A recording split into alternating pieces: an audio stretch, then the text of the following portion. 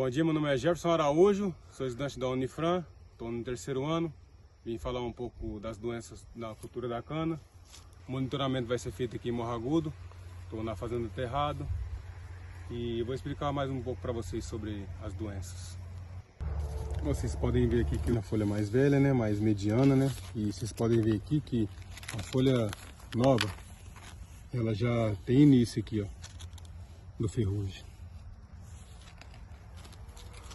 Método de controle indicado: químico, fungicida, ópera.